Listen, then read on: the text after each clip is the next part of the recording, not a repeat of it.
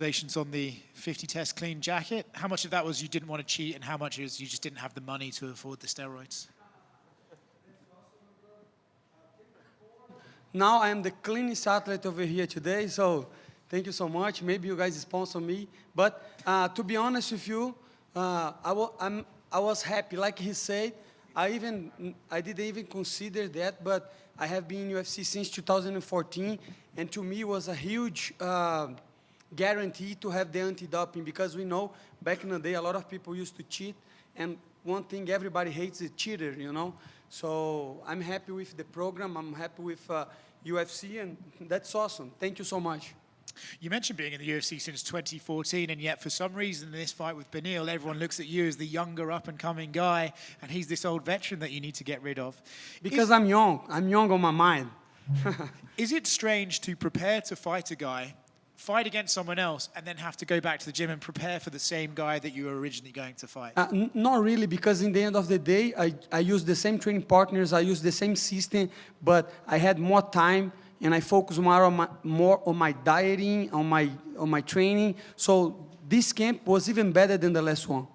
Does it benefit you that you both had a camp, but you got to compete and he didn't, or does it benefit him because he didn't have to get into a fight?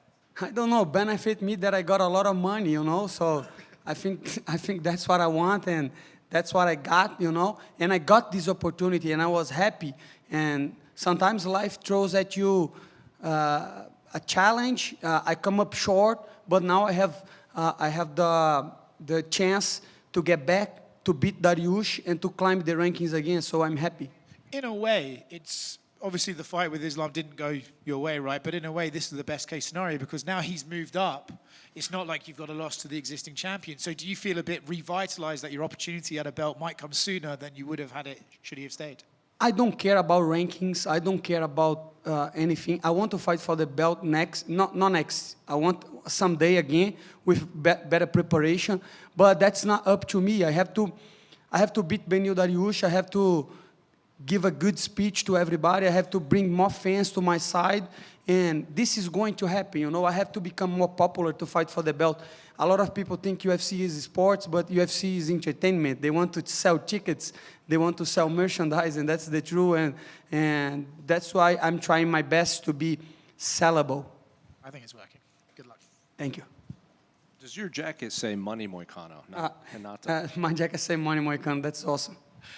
In January when we spoke to you before your fight with that didn't happen with Beneil, your exact quote was, I'm going to beat the shit out of an old man. This time I saw you interview you and you said you were going to kill him. So I guess what's different this time that you're going to kill this guy instead of beat him up? The difference is somebody told me that he's only 15 days older than me, so I have to kill him now because that means I was calling myself old the whole training camp, and Saturday night can only be one old man standing, and this is going to be me.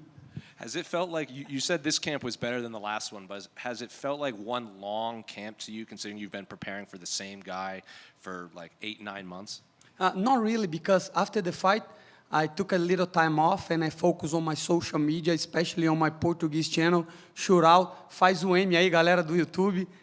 So I focus a lot on my social media and grow a lot, especially my YouTube in Portuguese. I was doing podcasts and doing stuff. I was open a gym. I was focused and I was doing other stuff than fighting. And then I get back to training, and then I had a good training camp. So it was not like 9 months just thinking about I have to beat this old man Dariush. No, it was good. And obviously, the main event on Saturday is your weight class for the vacant title. There's a lot of argument over who should get the shot after that. Should it be Arman again? Should it be Gaethje? Should they do Paddy, Ilia? Obviously, you want to make a statement, but who do you think is the close? Because you said it's not about rankings, it's about popularity at this point. Who do you think deserves the shot after Saturday's main event? I think if Topuria wins, they're gonna put Paddy, because that's going to be a big fight. Even though Paddy don't deserve, it's like you say, it's entertainment, he sells, people like him, and he is a better fighter than I thought. He did good against Chandler. That means or Chandler sucks, or Paddy is very good. we're about to find out, because I think Topuria gonna smoke Paddy if they fight. That's gonna be a easy money, but it is what it is, you know. I think if we have merit on the sport, I would like to see Armand Sarukian, because he is the #1 contender. But like I say, this is not a sport. This is a sport, but more they want to sell tickets, and rankings really doesn't matter. Well, I think Armin's weighing in as the backup for Saturday anyway. So do you think that means like he's most logically next, especially if Charles wins, he has that win over Charles already? No, I just think like if something happened, they don't want to give me money again, you know? They say, hey, put Armand Sarukian. This guy is already got good money, so I don't want to pay him again. Renato, who do you have winning in the main event? Unfortunately, Topuria. I'm saying that with a broken heart. You know, I'm a huge Charles Oliveira fan. I wish this guy could speak English so you guys can see the emotion, the connection that he has with the fans, especially being from a very poor background. You know, the way he communicates himself in Portuguese is amazing. I am a fan, but Topuria beat two of legends on his previous fight, you know. He beat Volkanovski, that you can arguably tell that on the first fight, Volkanovski did very good. And then Max Holloway, and Max Holloway just knocked Gaethje. So Topuria is very, very dangerous, very, very dangerous. What were your thoughts on Islam moving up to welterweight? And, you know, since you've been in there and fought him, how much success do you think he's going to have at welterweight? I think he's going to have success against JDM. I'm not so sure, but I think he did the right thing, you know, move up, try to get 2 belts, and then stop, like Khabib did, you know. If you keep fighting enough, you're going to lose. We saw that with Anderson Silva. I don't know, maybe some people here are younger than me, and they didn't even see the Spider fighting, but when Anderson Silva was fighting, was like legendary. Everybody, he was undisputed, the best fighter of all times, and then he lost, and then everybody forget about him. So if you want to keep your legacy, you should fight, and then try to fight for another belt, and then retire. Do like Khabib, because I remember Jose Aldo, I remember so much fighters that they lost on the end of their careers, and then kind of the legacy were ruined. So I think Makhachev is doing what he was supposed to do. I think he beat GDM, and then if Topuria wins, he get back and fight Topuria, and I think that's a good career. And last one for me, I think the most interesting aspect of this weekend's fight with you and Beneil is the ground game. Both of you guys have very good jiu-jitsu. Who, in your mind, has the better jiu-jitsu between the two of you? I think that's a good question. That's a very good question. I think Beneil Dariush has a better ground game than me, so he has a better guard, and I think I have better jiu-jitsu game on the top. You know, if I can put him down, I will do like Benoit Saint-Denis. I'm gonna use my elbows, you know, but if he put me on the ground, that's going to be trouble. Here, Renato. Here. Good afternoon. Here, Renato. Talking about your YouTube channel that you said recently, we could see you training with your ATT training partner, Mateusz Gamrot, which has an amazing display of wrestling and is also a former opponent of Beneil Dariush. We've been talking also about wrestling and jiu-jitsu. Do you think that the key in order to get the win this Saturday is your wrestling and your jiu-jitsu, or do you think that the fact that both of you are great grapplers are going to strike more? I think it's going to be a very interesting fight, looking like analysts, you know, because we both have good jiu-jitsu game, like you say. We both suck at wrestling. We're not good at wrestling. And we both are, like, it's kind of different, you know. I think I am a sharper and better striker than him, and I think he got more power on his left hand and on the hooks. So it's going to be a fun fight. I don't know what's going to happen. This is MMA. Everything that I think about a fight, it happens on all the way, but I'm ready for whatever happens. Thank you. Thank you. Renato right here in the back. Renato, you're one of the favorite personalities for a lot of the fans. Outside of maybe your friends and teammates, is there a fighter on the microphone that you really like to listen to? I used to love Chalsone. I know some people don't like him, especially Brazilians.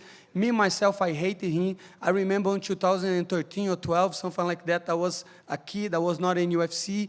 And then I was almost asking my like friends to give me money so I could go to the UFC Rio, so I could like suck a punch him. I wanted to, like to. Although I know this guy gonna beat me, but I'm gonna punch him and gonna run. And now I like him because the stuff, because I know that's a character, you know. That's not what he really believes. He was just trying to draw attention, and not only draw attention, because draw attention is easy, but to be smart with the mic is very hard. And I remember after the interviews, the stuff that he say, he's a fucking genius. Not on YouTube though. On YouTube he sucks. Oh my gosh.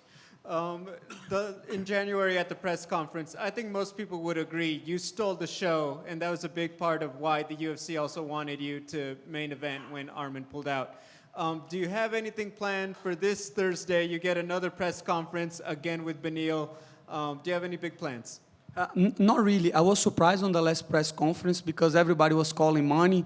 So right now, UFC, you see, I'm a popular guy. We need to raise more money for Moicano. But jokes aside, I never think on what I'm going to say. You know, I just have a lot of stuff on my head, and when people ask, I talk.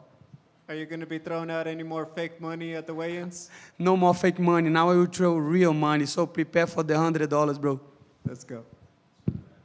Renato, right here. Before your loss to Makhachev, you were on a four-fight win streak, including that great performance in Paris against Benoit and Denis. What version of Renato Moicano can the fans expect to see this Saturday? A very hungry one, like you say. I was coming maybe the best win streak of my career, you know, because I count as a 5 because I lost to Rafael dos Anjos, a fight that I took not on 155, that was 160. So I had like 4 win streaks with 4 submissions or knockout stoppages. So I was going good. But then they call me 24 hours and they say, hey, you're going to fight with the best fighter in the world. Say, okay, and I lost. I come up short, but I still got it. I still want to be on the top. I still want more money. So you guys can expect somebody that wants to climb the rankings and get more money. Thank you. Hey, Renato. I saw you recently opened up your gym, Kingdom Martial Arts. How has the first month been, and have you learned anything new about martial arts by seeing it from a different perspective? Brother, I would say thank you for the question, but I knew you had asked that question. But thank you so much, no matter what. And I just opened a gym in Florida, so if you guys can check it out, Kingdom Martial Arts, especially for kids, you know. We have anti-bullying program. We want your kids to be very safe and to be very confident on yourself and help the community. So if you are in South Florida, Kingdom Martial Arts, BJJ, MMA, Jiu-Jitsu, and kickboxing for kids and for adults too, you know. I don't want people that want to be fighters. I want people to be better citizens and to have like a good workout, okay? So check it out, Kingdom Martial Arts. Thank you so much, Jake. Renato over here. After UFC 311, your teammate Grant Dawson, he told me a funny story about you. He said you were talking about Joaquin Buckley and he approached you and you said you don't speak English. Could you elaborate on that story? Yes, at the time, like last year, I was in the International Fight Week, and was me and Gilbert talking, and back in the day, Joaquin Buckley wanted to fight Gilbert, and then he approached me, and he started to speak in English, and I didn't understand a lot, but I say, hey, sorry, my English is not that good, and he say, hey, I watch your fucking podcast every week, my brother, don't come up with that shit, I know you speak in English. But then I say, man, this guy wants to fight Gilbert, and Gilbert is my friend, so I said, no, I don't speak in English. Thank you so much, guys.